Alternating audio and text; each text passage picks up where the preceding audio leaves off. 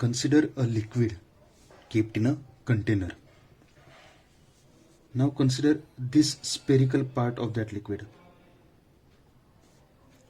I'm drawing this part again over here. Now since this liquid is static, this part of the liquid is also static. That means it is in equilibrium. So the forces that are going to act on this part of the fluid should cancel each other. Correct? Okay. Now the gravitational force will act from its center of mass in the downward direction. Let us say MF, M suffix F is the mass of the fluid, this part. Rho is the density of this fluid.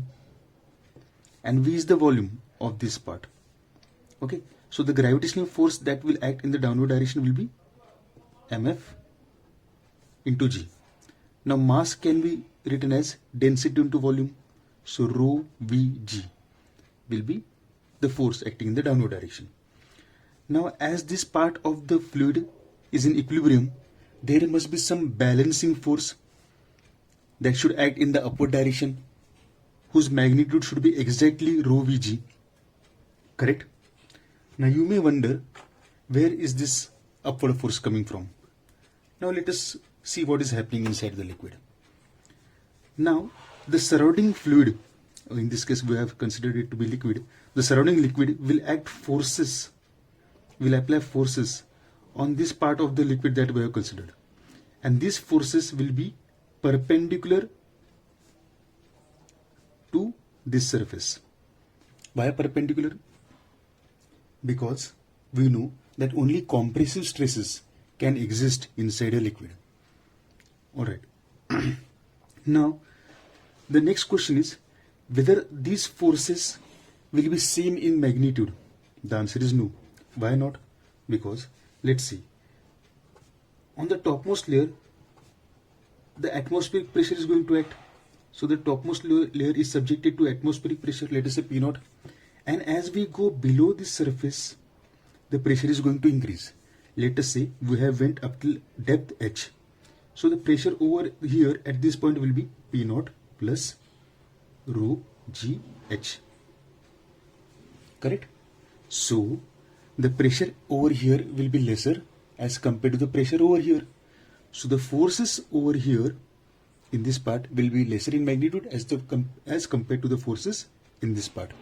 Okay, so basically the force, this top forces acting in the downward direction will be relatively in lesser magnitude as compared to these bottom forces which are acting in the upward direction. So the net force due to this surrounding fluid on this part of the fluid will be in the upward direction, and this force will come from the same point in the upward direction, and its magnitude should be exactly the magnitude of this force, that is rho Vg. Then only they will balance each other. Correct? Okay. Now do one thing. Just imagine that instead of this part of the fluid that we considered over here, there was an object over here, some solid object. Now I am drawing this solid object again over here in this part. Let us say MO is the mass of that solid object, sigma is its density, and its volume will be again the same V. The gravitational force that will act on this object will be MO into G. It can be written as density into volume into G, that is sigma into V into G. Correct? Okay.